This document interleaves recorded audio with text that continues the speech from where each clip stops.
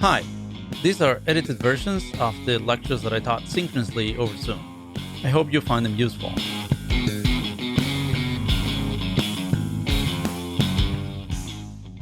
Let's start with lecture 11. Today I call this lecture a primer on random forest. It's really an introduction / overview as it is the case with other topics that I'm covering in this middle part of this class. It's more an initial exposure than comprehensive treatment, okay? But over the years, students asked or requested that they want to learn some of these topics, so I decided to edit the ones that I thought were closer to things that we were saying and they didn't involve a lot of deviations from the class. So to connect last class, and then I also want to say the class before that, we talk about estimating conditional expectations, right? It was the expected value of y given x. We learned how to do that. We talked about Q and nearest neighbors and another Watson and local linear regression. And then we apply these tools, okay, to the regression discontinuity design, where essentially we had these objects, the same object, expected value of y given, in this case, a running variable, but at the limit, as the running variable was close to a point of interest, okay, which was something specific to the regression discontinuity design.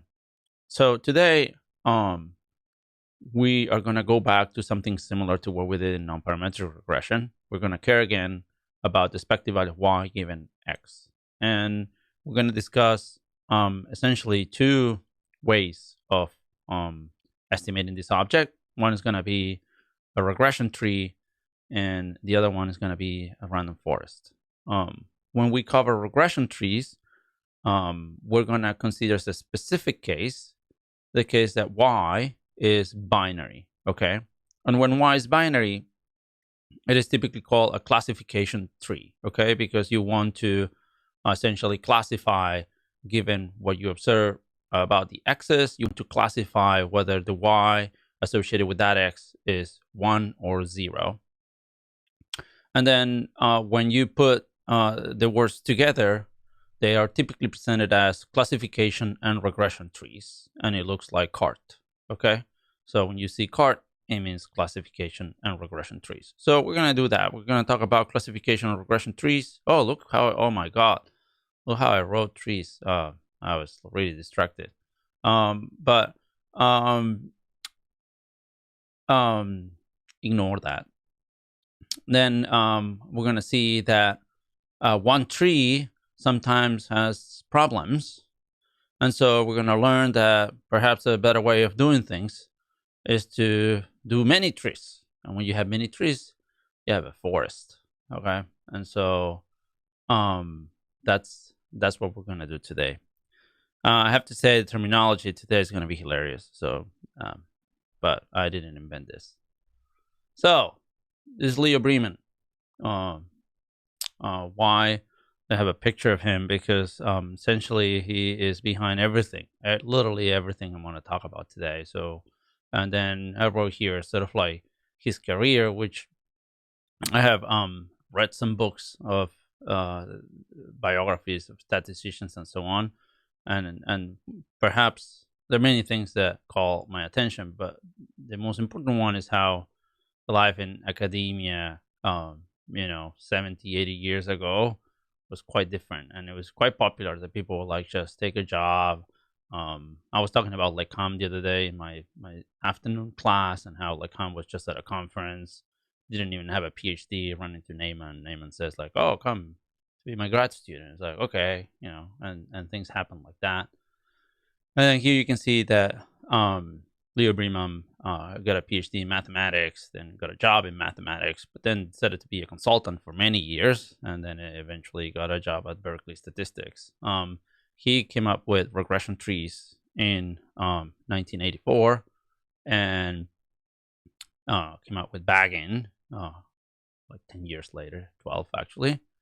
And then a while later, random forest. And we're going to talk about these three things: regression trees, bagging, and random forest.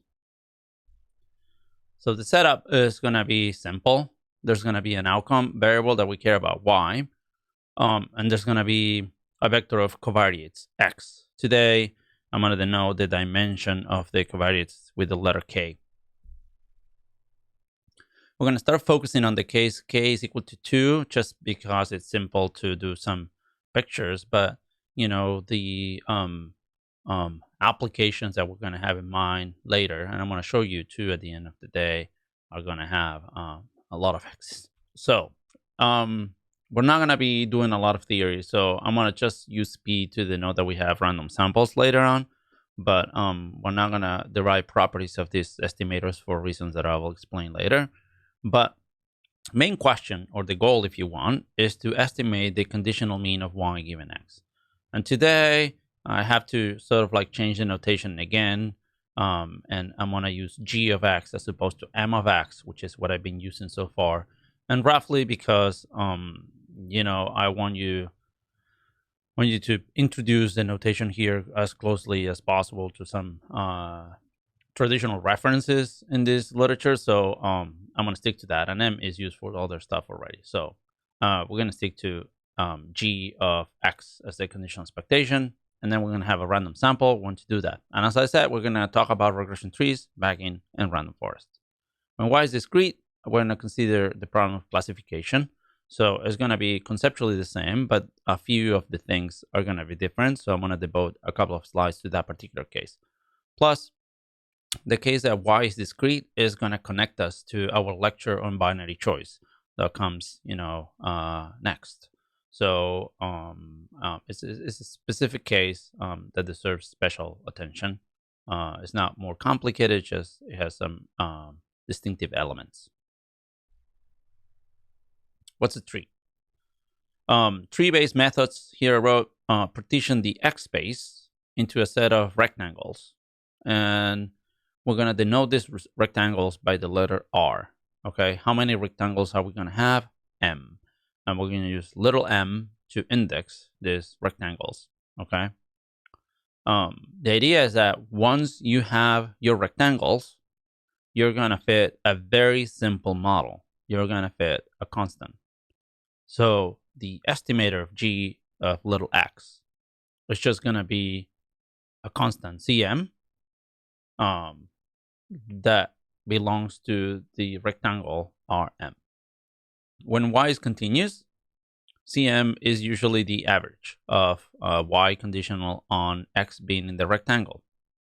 So this constant Cm looks like this thing over here, where you just simply take the average of y, provided x is in the rectangle, divided by the total number of observations in the rectangle. And so at the end of the day, it's going to be the action behind trees is going to be about how we can form good rectangles. Okay. But provided that we have the rectangles, trees are actually really simple. You're just going to position yourself in one of these rectangles. You're going to compute the sample average of y within the rectangle, and that's going to be your prediction. So later on, you get a new x. The only thing that you check is whether you are in one rectangle or the other one, and then you have your prediction. That's what it is. So the important thing is that the partition that we're doing is based on rectangles, not arbitrary shapes. Okay, this really is important for the problem. So here I'm showing two pictures. On the left, we have a partition. If you just, again, I want to focus for now on a two-dimensional case. So we have x1 and x2. And then clearly this is a partition of the space of x1, x2. But, these are not rectangles. Look at this area over here is certainly not a rectangle. Whereas the picture on the right is a rectangle. And importantly, what we're going to see is that these rectangles, okay, are things that you can write as a sequential, or if you want, recursive binary partitions. So I wrote here the left panel. Each partition line has a simple description, okay? It's like x1 equal to c or not or whatever. But the resulting regions are hard to describe. These things in particular, I'm looking at this one in the middle, is like hard to represent. Whereas on the right, we have actual rectangles that are easy to represent, and they arise from recursive binary partitions. Meaning, first you split x, for example, t1, and then you do this line. Then after you do this line, you partition x2 at t2, and then you do this line. Then after that, you partition x1 at t3. After you do that, you partition x2 at t4, and so on. Sequentially, you're adding either vertical lines or horizontal lines, okay, depending on what type of partition you do. But it's just you can represent the shape of the partition like this. And this is going to be important later to determine how we're going to implement this in a computationally efficient way. Okay? So hopefully it's clear that this is what we're talking about. This is not what we are talking about. So, as I said, the main advantage of trees is that they're easy to represent graphically, even when you have many x's, okay? Because this picture that I did over here, you call them rectangles, and then that's fine because I have two x's. But imagine now that we have, 100 covariates, and then if you want to plot the rectangles, okay, it's just gonna be an impossible task. But when you think about the trees in this way, as recursive binary partitions, then you can represent the trees like this. Over here, you first say what's the variable that you partition first. So here I'm partitioning x1 first according to whether it's below t1 or above t1. And then, I'm representing this picture over here in a different way. And so if you're below t1, then you partition x2 at t2, which is what we're doing here. If we're below t1, then we partition x2 at t2. And then we end up with two regions, R1 and R2. And then if you're above t1, your next step is to partition x1 again at t3, which is what we're doing here. And conditional on being above t3, then you partition x2 at t4, and then you get the region. So here we have R1, 2, 3, 4, 5. This is a tree representation of the same example that we had in the previous slide. Okay? And so the important thing is that if we had, instead of two covariates, we have 20 or 100, as I said, you're always going to do this sequential binary partition thing. So this is a way of representing a tree all the time that works regardless of how many covariates you have. If you have many and you have many partitions, it's just going to look big, but it's just going to look like a tree.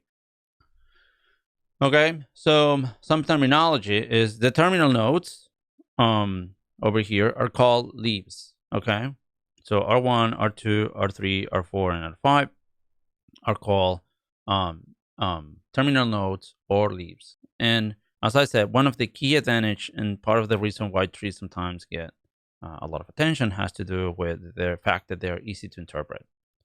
So, and as I wrote here, in higher dimensions, regions are hard to describe, things like this, or the R's in mathematic terms, but the trees are always easy to represent like this.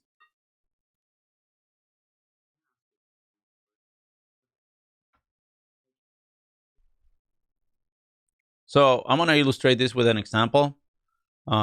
This is data from 2,000 neighborhoods in California in the 1990s. And so what we have is information aggregated at the neighborhood level. The variable that we care about is the median house value, okay, in each neighborhood. And in this data set, which by the way, it's gonna be available on Canvas for you to play with if you want.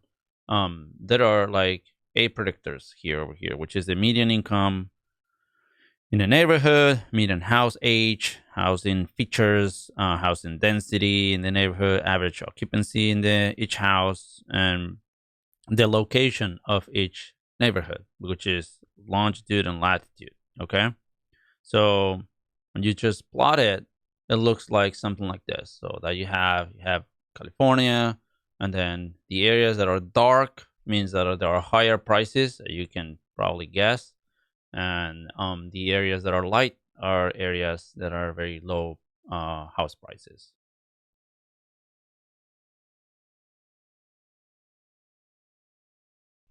The data looks like this. Okay, You have the observations, and you have these values.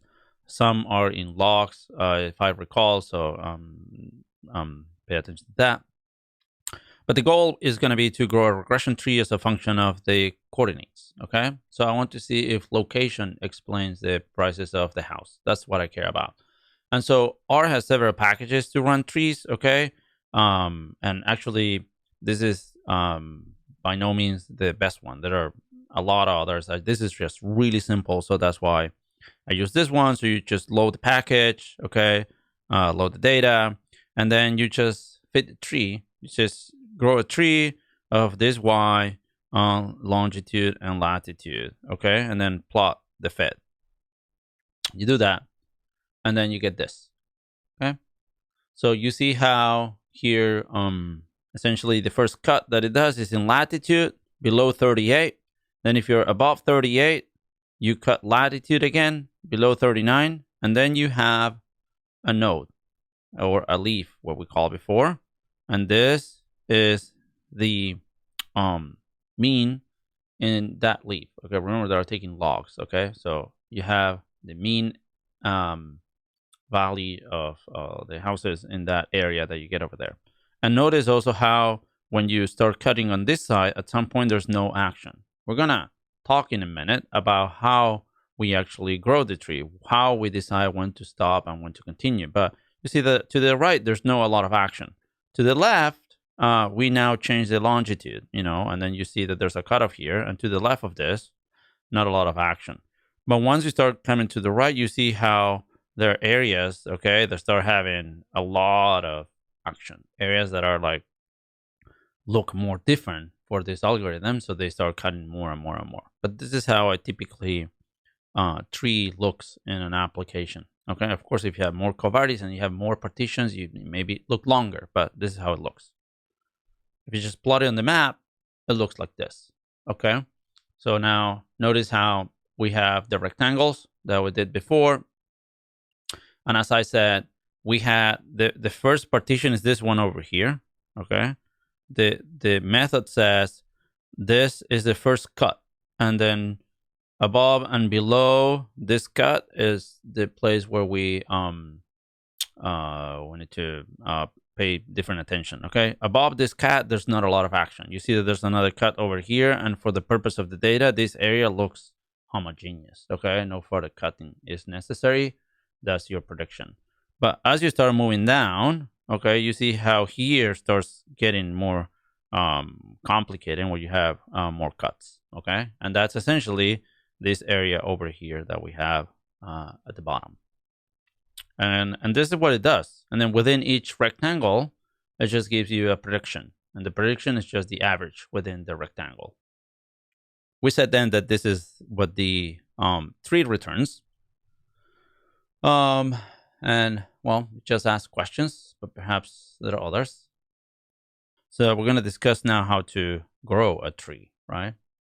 And so the idea is that the algorithms needs to automatically decide on the splitting variables, okay? Which variables are going to get split and which are not, and at what point, okay? So what are called the split points, okay?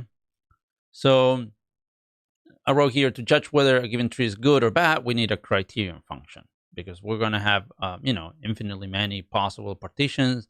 We need to decide that one is better than the other based on some loss function or criterion function. So I'm going to say here, suppose that we have a partition with m regions. These are R1 ... Rm. And the estimator that we have is the one that we considered before, which is g hat of x. The estimator of the conditional mean is just c hat m, provided you are in region m. And c hat m is just the average, okay, of y within the region. So I wrote here, we may choose c hat m in order to minimize some criteria, like the sum of squares, okay? This is, a very popular loss function. Not the only one, but clearly one that we use a lot. So the idea is that we want to minimize the sum of squares. So if you minimize the sum of squares, immediately this leads to the solution that c hat is just the average of y in region m. So before, when we said like y would just take the average of y within M, well, because that's the solution to this problem over here, okay? And so I wrote it here for the sake of completeness, and this, you're gonna see this in some books and so on. It has a slight abuse of notation that I don't particularly like, but it just says 1 over the number of observations in the region, sum over the x's that are in the region of the y's. So essentially, it's the average of the y's in the region. And so this is what C is, or C hat, the solution C hat M is, provided that the regions are given. So next, the idea is to choose M and the partitions that deliver the minimum value of this. We know that given the regions and M, the solution to the minimum square problem is just take an average. Okay, fine. But now I want to say, what is the best possible partition, and how big should my partition be? The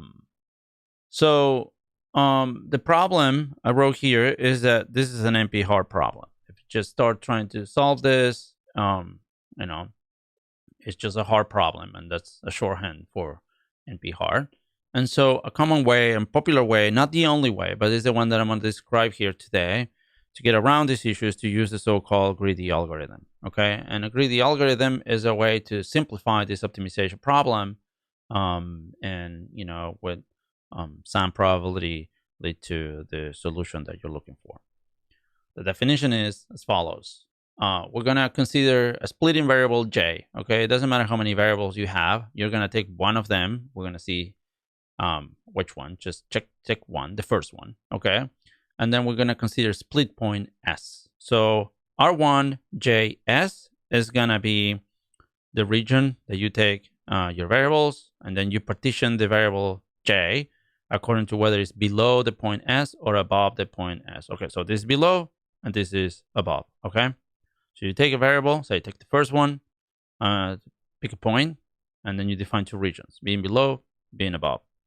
Then we're going to look for all variables and all partition points to solve this problem. Okay, look at this. We're just minimizing over all the variables that we have sequentially and all the points that we have sort of like also sequentially. Take the first variable, consider possible partitions, take the second variable, consider possible partitions, and so on. And then you have C1 and C2, which are the average, in region 1 and average in region 2 for each of these partitions in isolation. For any choice of variable and points, the inner problem we know that is solved like this. It's just the average of y in each of these region. Okay. So for each variable j, and this is the important thing, determination of the split points can be done quickly. Okay. And scanning all covariates can also be done quickly. Okay.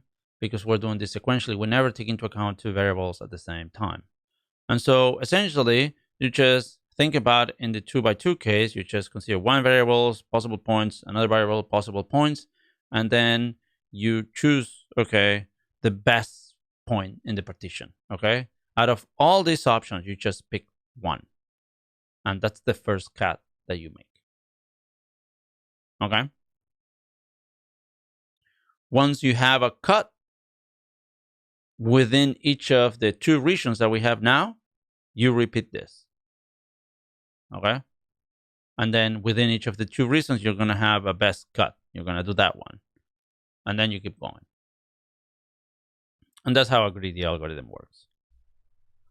There's something called a tree size, and that's going to be a tuning parameter, okay? Because the greedy algorithm, if we just let them go, it will keep going forever, right? Just won't stop. We're not telling this algorithm how to stop. It makes a partition and will keep going until it essentially runs out of observations, okay?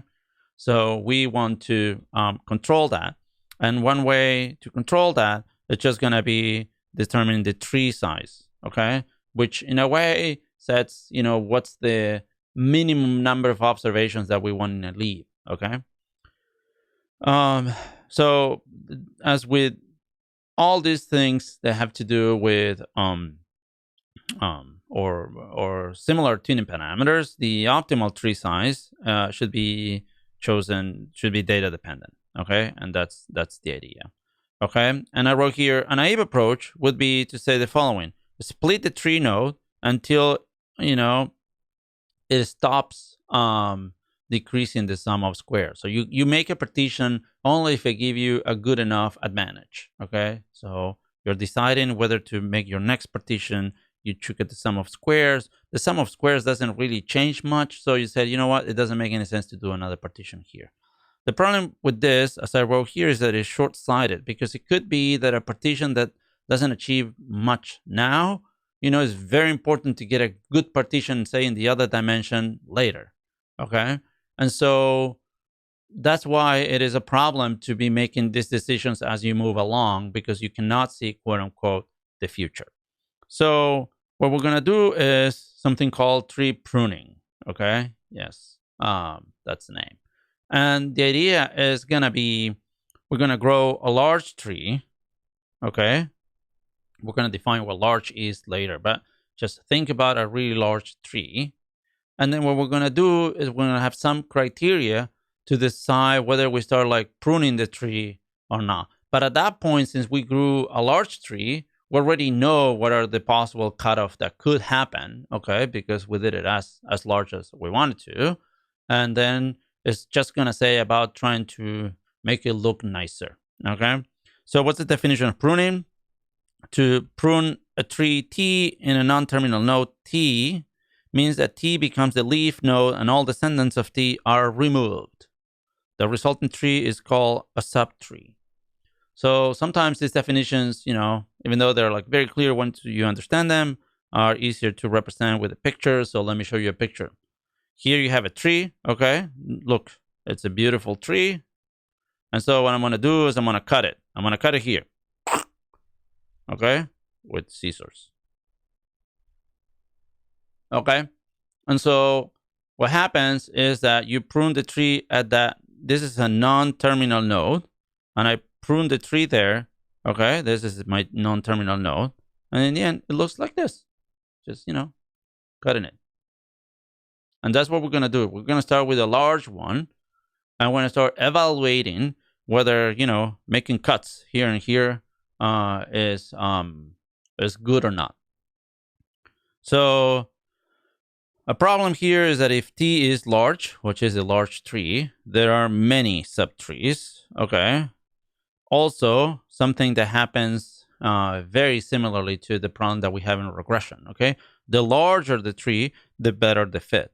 Okay. So sum of squares. It is always better to have a large tree because that will just minimize the sum of squares. As in a linear regression context, you just prefer to add more covariates if you just look at things like the R square and you just care about fit. Okay. So we're going to define something that is called cost complexity. Okay. So the idea is that we want the tree to be as simple as possible. Just in terms of representation, we prefer to have a tree that looks like this because it's simpler. Okay. It is less complex than this one. Okay.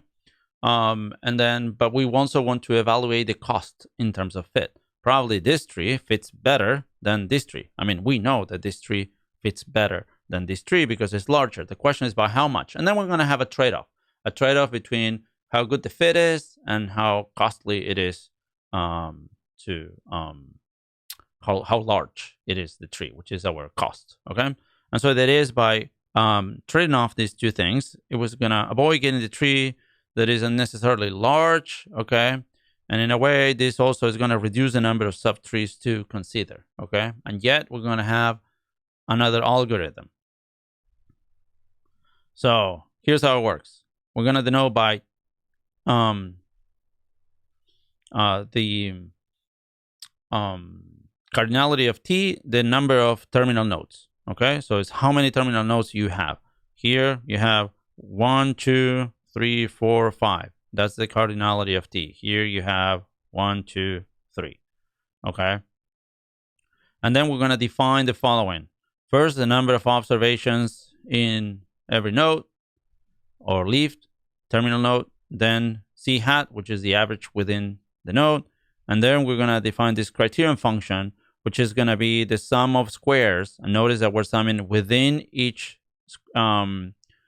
So this is the sum of squares within a given terminal node. So the cost complexity criterion function is going to be the sum of this weighted sum of squares. Noted that was weighting by the number of observations over all terminal nodes. And then we're going to have a penalty.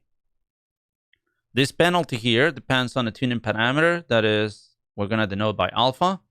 And it just says the larger the tree, the more costly it is. So there are two costs here. The cost is fit. The cost is size. And so you're trading off fit and size. And the idea is that if you can get good fit without being too big, that's going to be a winner. This function depends on, of course, the tree and also on the tuning parameter alpha. So for a given alpha, you're going to find the subtree, okay, which we're denoting by T alpha because the solution will depend on alpha. It's just going to be a subset of the original T that minimizes this. And notice that if you just set alpha to 0, so there's no penalty for the size of the tree, then you're just going to go to the largest tree, which we denote by T0. So if you don't add a penalty, you just keep going. To stop before that, you need a penalty. And for that, we need to choose this alpha parameter. So for each alpha, it turns out that one result is that there's a unique smallest subtree T alpha that minimizes this cost complexity function C alpha T. So that is good news. Then to find T alpha, they use something that is called weakest link pruning, okay? Which I'm going to read it so that I don't say something messy. Successively collapse the internal node that produces the smallest per node increase, okay? So, which is this thing. Continually producing the single node root tree, the approach delivers a sequence of subtrees. T0, T1, T2, blah, blah, blah, TP. Okay, we start from the largest one to the smallest one. Given a finite sequence of subtrees, this gives, a finite sequence of subtrees that must contain T alpha, okay? And importantly, this holds for every value of alpha. So a way to do it is that you just choose at every step, as I said, the best pruning that you can do, and then you start, cutting the tree like that, again, sequentially, and then there's a result that tells you that in this sequence, okay, you can find this T alpha in there, and then, this holds for every value of alpha. In fact, if you increase your alpha, okay, now you can show that the one that has the largest values alpha is just going to be a subset of the one that you obtain with the other value of alpha. So suppose that you obtain your best tree for alpha equal to 0.5 to say something, and now you change your tuning parameter, and then you say, I want to use 0.7. You don't have to start all over again. You can start from the tree that you obtain at T alpha equal 1/2, which speeds up things greatly here if you need to move, for example, this tuning parameter alpha. So this last fact I wrote here delivers an efficient algorithm to find the smallest minimizing subtree at different values of alpha, okay? Because you can always start from the one that you knew that is larger than the one that you're considering, okay? How do you choose alpha? Well, in this literature, they are used to use two tools one tool that we're not going to describe a lot in this class, which is called sample splitting.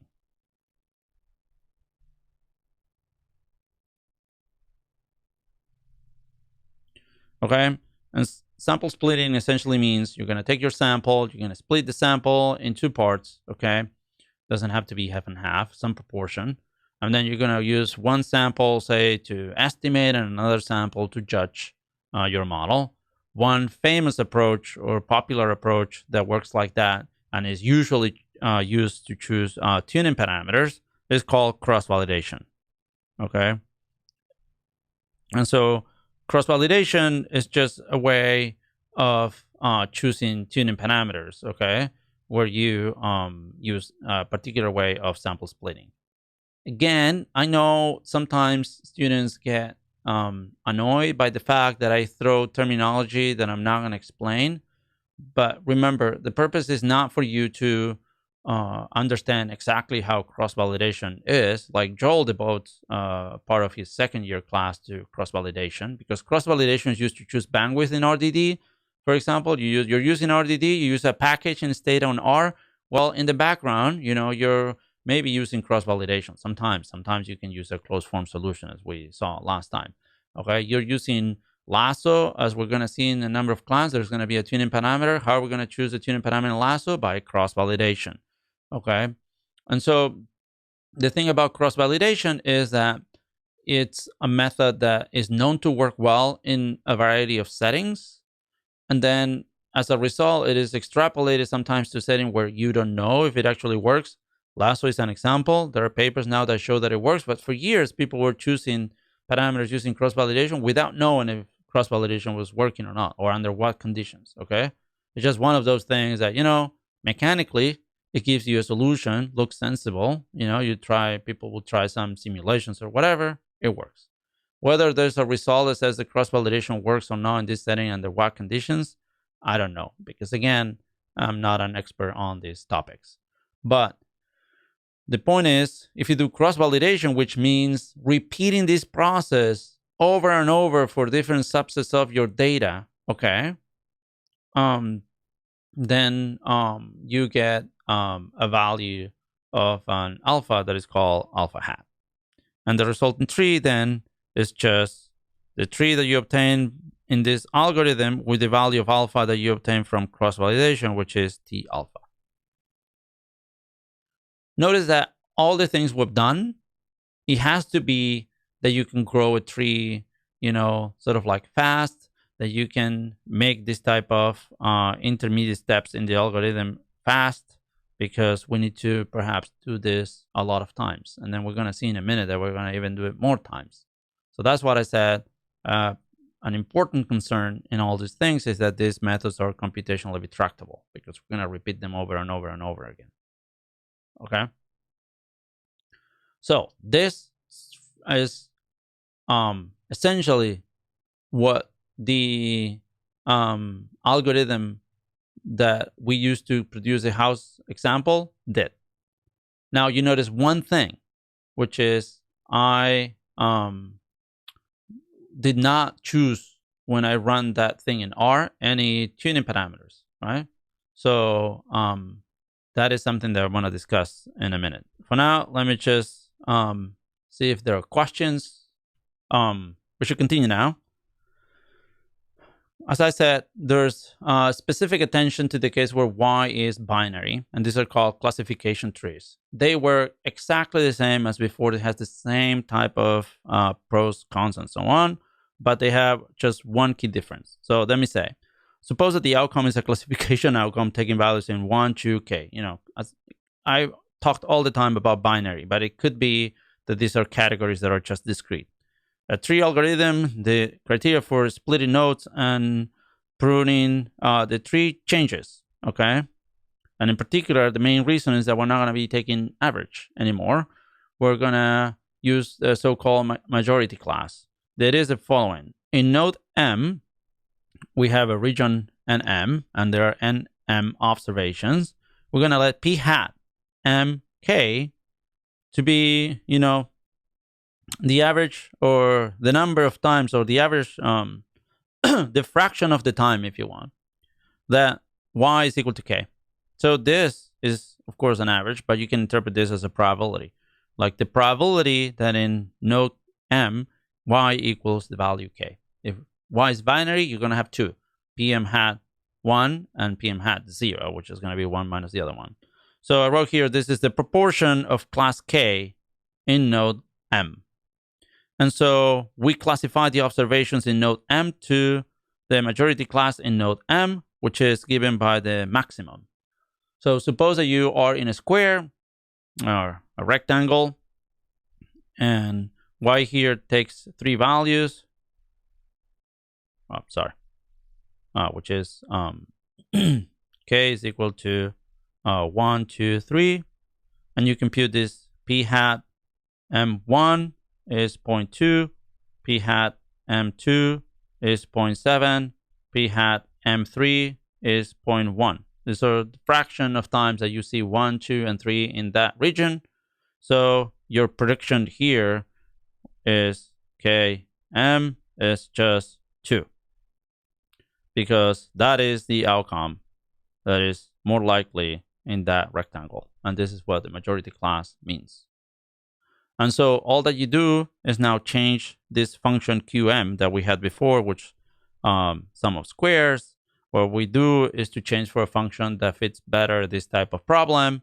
One common one is misclassification error, okay, which is the fraction of observations that are not equal to your prediction, okay, which in a way you can compute like this. And there are other criterion functions. I wrote here the Gini index, cross entropy, and so on, okay?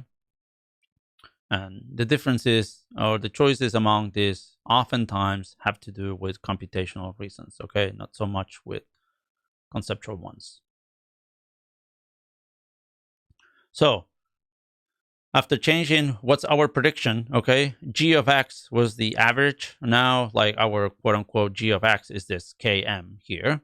And after changing the criterion function by this, you just go and repeat every single algorithm we did before, essentially, to this particular problem, and everything goes through in the same way. So there's something called tree instability. This is a way to say that trees have high variance, okay?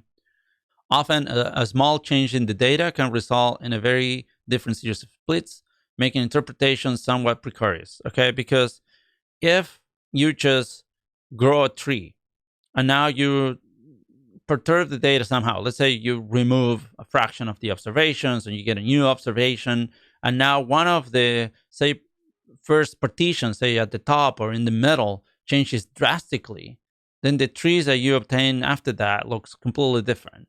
And that is, unpleasant. So I wrote here, the major reason for this instability is the hierarchical nature of the process. The effect of an error in the top split is propagated down to all the split below, okay? And this is what we do with the greedy algorithm. We can alleviate this to some degree by trying to use a more stable split criterion, but the inherent problem is still there. So one approach that was proposed by the same person, as we saw at the top, is something called bagging, okay? And bagging stands for bootstrap aggregating, okay? And then you just grab the letters that look more interesting and you get a word, bagging, okay? Bootstrap aggregating. So the idea is that the following: in situations where we have an estimator, in this case g hat of x, that has possibly high variance, we could reduce the variability by averaging the same estimator over bootstrap samples.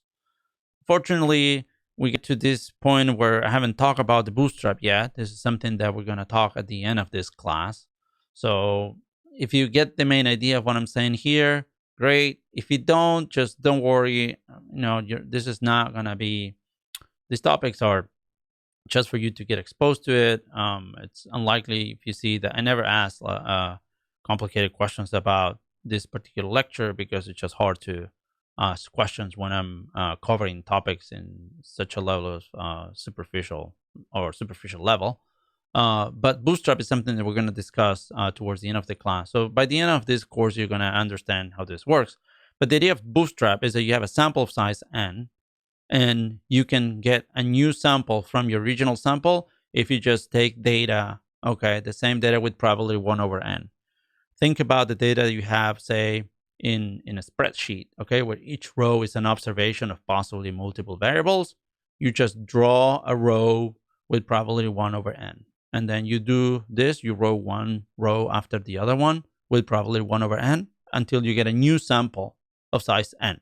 When you get a new sample of size n, you typically denote these samples with a star, okay? So here we have a new sample of size n that we call y star 1 through y star n. How many of these we have? Well, capital B typically, okay? And we index the bootstrap samples with the letter small b, lowercase b. So capital B, to give you an idea, it's just gonna be, say, 1,000. You take 1,000 new draws from your original data, and you have 1,000 new sample sizes of size n. Okay, well, bagging will do the following. Take your 1,000 new draws of size n. For each of these 1,000 new sample sizes, bootstrap samples, then feed a tree. Grow a tree doing exactly everything that we described before. For each of these sample sizes, you repeat everything again. How many estimates do you have? Well, 1,000. Okay, you have 1,000 for each x. You have 1,000 estimates. So what is your bag estimate? It's just the average of these 1,000 estimates that you get for each of these bootstrap things. So this gives you an estimator of g hat, right? But in this case, you don't get to represent things with a tree because, you know, each of these bootstrap samples can have like really different trees. That's part of the motivation. It's like the trees could be unstable. And then actually this g hat b of x could be that the x falls into different rectangles, okay? And that's the idea, that this x will fit into different rectangles depending on the tree that you have. But you're just going to take an average of this and you're going to get your new estimator. So when people talk about bagging, it's just repeat a tree with bootstrap samples and take an average. Okay? So bagging with trees, each bootstrap tree will typically involve different features than the original. It might have different number of terminal nodes. It might look different. The bag estimate is the average of all these trees. For classification, instead of the average, you have the most votes. So you take a maximum as we did before. And the finding is that bagging can dramatically reduce the variance of this estimator that you obtain from the tree. Okay? It's available in a lot of the packages that are out there. And so it has the advantage to give you an estimator with, you know, better variance properties. Although in practice, I'm going to claim we're not going to use bagging. Okay? You're not going to use bagging. And I'm going to tell you why in a minute. And the reason is going to be that the same intuition can lead to random forests, which is, you know, better than bagging for other reasons. So here I'm just showing you so that you get a sense. I did bagging with the housing data that we had before. And one thing to notice is, this is very small, but if I just zoom, you see that the top, this is something nice. The top is really stable in all the bootstrap samples. Look at it. It's essentially 38 pretty much everywhere. Okay? So that is, this data set is very clean. Whoops. About the first cut. The area that looks really different in all this is LA. Okay? All these actors that live in Hollywood. Okay? And this is the part that is difficult to predict because there's a lot of heterogeneity there. And so you just perturb data and then you find different cuts, okay, in that area. That's the part that is difficult to predict. But if you look at the rest of the features of the tree, look how quote unquote stable they are. Okay?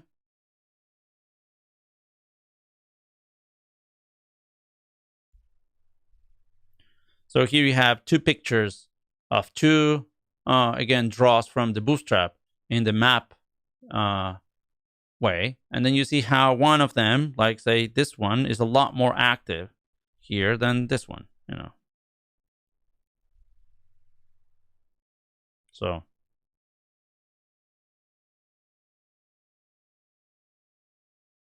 but as I said, the top, look at two different bootstrap samples, and you know, the top part and this part that there's mostly water, right, are not affected by different draws.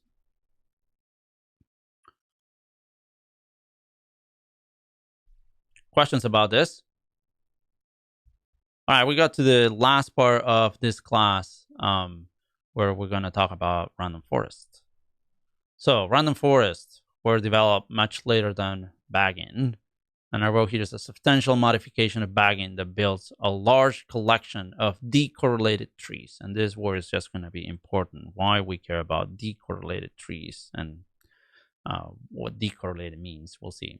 And then we're going to take an average. So random forest is just going to be very similar conceptually to bagging. Okay, we're just going to grow a lot of trees and then I want to take an average of them. So that's a random forest. But the idea is, why not doing something else? I said on many problems, the performance of random forest is very similar to boosting. And I'm not talking about boosting, okay? Which in turn is an improved version of bagging, okay? So I don't have time to cover all these things, but I want to get to the end. Hopefully, I told you more or less where the movie is going. We get to the end of the movie. And then in 2021, most people will pay more attention to random forest than to bagging and boosting, okay? So I talk about bagging. I'm not talking about boosting. Random forests are simpler to train and tune, and as a consequence are very popular, okay? At the end of the day, one important feature of random forests is that you can grow them in parallel, okay? And then when you have access to a cluster, like the ones that you have access to, like Quest, we covered that in the first class, where you have a bunch of computer nodes that are available to you. Suppose you have 100, okay? Then you can grow a forest, in parallel using these 100 nodes individually and then collapsing all the information together. Whereas some other methods like boosting, they run in sequentially. So then you cannot take advantage of this, or it's harder to take advantage of that. So in R, you have packages like this, random forest. I know Stata is adding more and more of these packages as we speak, but I don't know their names. In R, there's like many. They're also in Python available, and you can just download one of them and use forest, okay?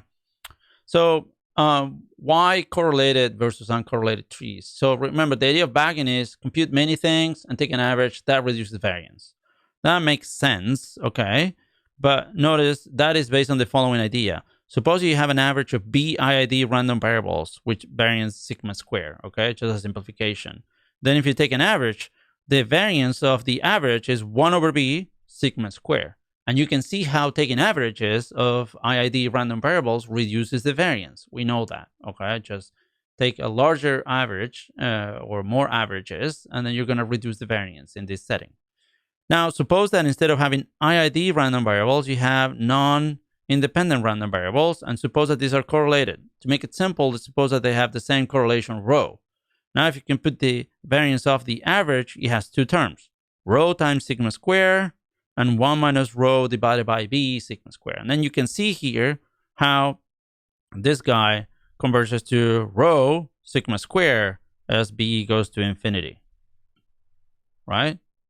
And so, in particular, if rho, let's say, is close to 1, just as an extreme case, then you're not accomplishing much by taking averages.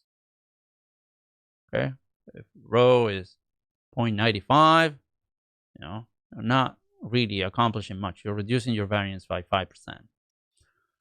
So, random forests are going to be based on this intuition. It's like, yeah, we want to do this. We would like to have this gain. But in reality, since we're using Bootstrap, and the Bootstrap is coming from the same original observation, we have 10,000 observations. The Bootstrap sample is going to come from these same 10,000 observations. It is the case that each of these Bootstrap samples are typically highly correlated.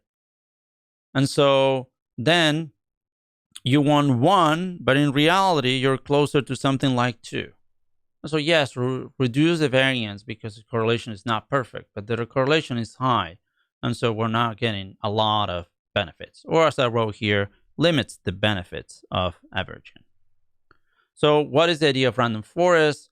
We're going to try to repeat this process of growing trees, okay? But we're going to try to do it in a way that it reduces the correlation between the different trees. And so random forest is an algorithm. And it's this algorithm, okay? We're going to take, again, B samples. And for each draw, we're going to do the following. Draw a Bootstrap sample of size n from the training data. Training data is a terminology used in this literature to denote the original sample, okay? Your sample. And then, so the first step is the same one as in bagging, is what I call earlier. I call y star 1 B x1 star B, dot, y star B, and x star B, n. So it's a Bootstrap sample of size n from the original data. First step is the same. The step that is very different is the second one. In the second step, we're going to grow a random forest tree. Okay, it's just a tree. Okay, TB to the bootstrap data by recursively repeating the following step for each terminal node of the tree until the minimum node, okay, which is, again, one of these tuning parameters that we said the minimum sample size that you want at the end of the leaf is reached. We're going to select S variables, a random out of the K. And this is the first thing that makes random forest different. You're not going to use all your covariates. You're going to have to select a subset of them, S, okay? And then out of the K. So if you have, I don't know, 10 covariates, you're going to select, say, 2 at random out of the 10. And then we're going to pick the best split point among these S variables. And then we're just going to keep going. Essentially, you're growing a tree with a subset of size S, but then, like, at every step, you make a cut, as in the greedy algorithm. In the next one, you're going to take a draw of 2 random variables. Not that you take 2, you select, for example, the first one and the second one, just go with those 2. No, you just, at every step, you take 2, say, out of the K at random, and you make a partition. And that's how you go until you grow a large tree. Okay? And then what you do, your random forest estimator, it's just going to be the average, as in the backend, and in the classification case, it's just going to be the majority vote.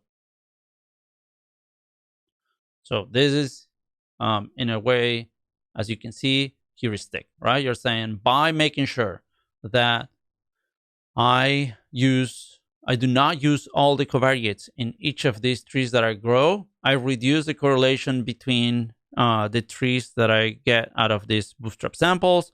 And so I'll be closer to something like this than to something like this. Or more concretely, I'll be in this situation with a smaller value of rho relative to something like bagging. So as I wrote here in the comments, the main feature of random forest is that when growing a tree on a bootstrap dataset, before each split, you select S out of the K of the input variable at random as candidates for splitting, okay? Intuitively, reducing S will reduce the correlation between any pair of trees and hence reduce the variance of the average. So here we have a new tuning parameter now, S. So the suggested values, in quotes, is square root K for classification, K divided by 3 for regression. But again, this is still something that is quite open and is a tuning parameter. And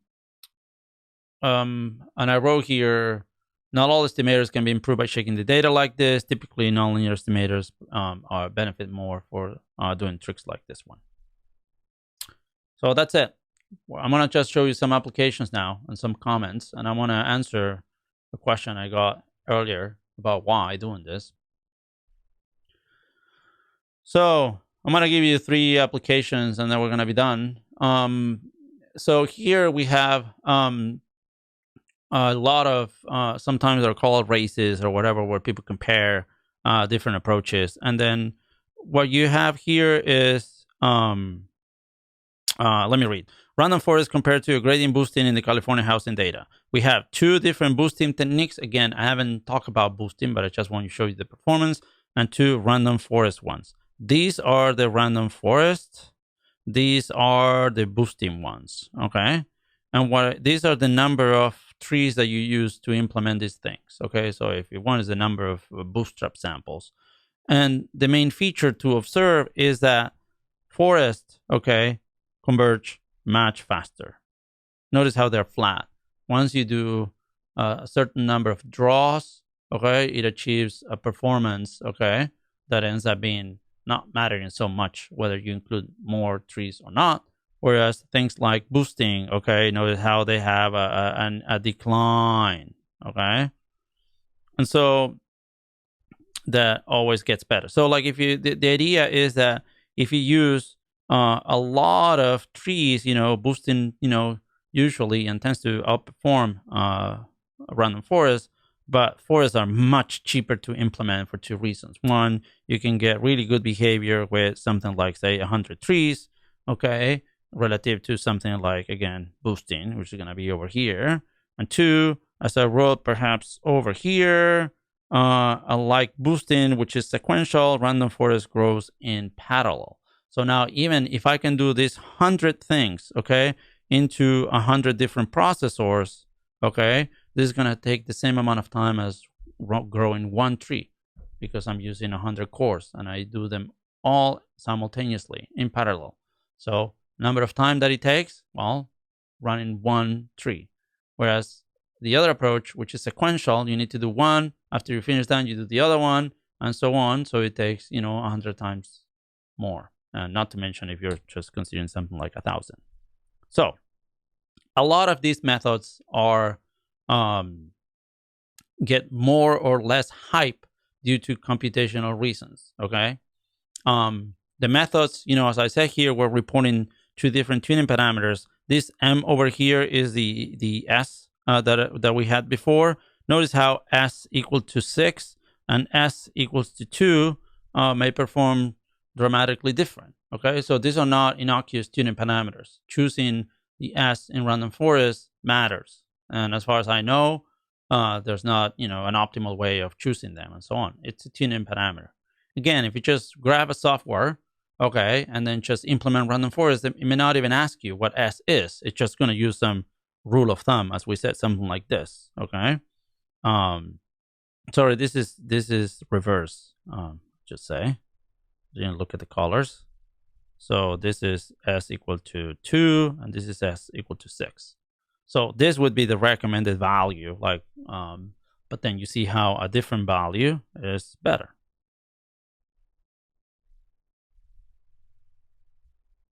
But this is based on this California data, and there's not much to say because it's one data set. So one application that is perhaps more interesting because it's a real one is the Microsoft Kinect. I don't know if you ever played Just Dance or something like that, but I have a daughter who was obsessed with this for years, right? So I play a lot of Just Dance, and then you learn how this mechanic work, okay? And then if you play this with the Xbox, they have this camera called Kinect. Okay, so the Kinect essentially taking images of you like this, right? So it takes into account the shape, and there's some colors. It try to take into account trying to find joints. The algorithm really tries to detect the head, the shoulders, the knees, and the hands. Okay, more than the other parts of the body. So what I wrote here is that the algorithm was trained on synthetic data. Okay, this let's see if you see. This computer-generated images. These are humans generated by a computer in different positions. Okay, this is not real people. This is just computer images. Okay, computer graphics. So the image captures the relative depth. Okay, so it not only measures like up, down, and the side, but also with the colors. How if you're like this or like this, if your shoulder is in front of the other one, and so on. The goal is to quickly classify. So the software just is looking at you dancing. And imagine, when you dance, you're just moving a lot, right? So it needs to very quickly classify if you're in the right position at the right time. It looks at something like this and it needs to determine whether that is sort of like the position that the character in the screen is having. So it's a classification problem immediately. Are you close to the actual position you're supposed to have or not? Okay, so that you get points or not. So the important thing is, of course, there's no training in real time. I got this question one year. It was funny. Like training this takes a long time. Training the computer to determine, running the forest here takes a lot of time. And I wrote here, they run 1 million images. This is on one day in 1,000 core clusters. Okay, so this is how long it takes to fit a forest with this. The advantage of this is that it can be improved. So when the game comes out, okay, it's just train only these 1 million images. Of course, over time, they can collect more images of, say, people dancing or other positions, and they retrain the thing. And as they retraining, the machine gets better at detecting if you're like dancing correctly or not. But in real time, as you are dancing, as I wrote here, there's no training. The only is classification. The machine only have to say whether you're in the right position or not. And anyway, the Just Dance in the Kinect, okay, was fitted with random forest. Okay. So another application is brain tumors. Here you have pictures of scans of the brain, which are here at the top. Okay. And then the idea is to determine whether you have, what I wrote here,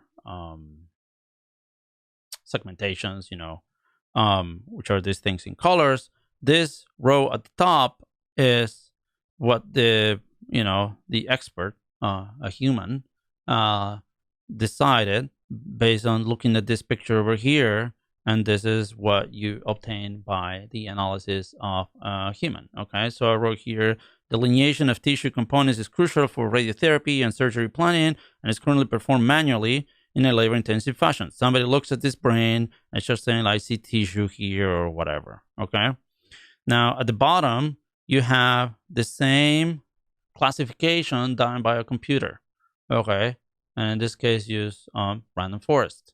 And so it's essentially, instead of showing this image to a human being, you show this image to a machine, and the machine, essentially makes a prediction of what's the situation that you obtain from the MRI.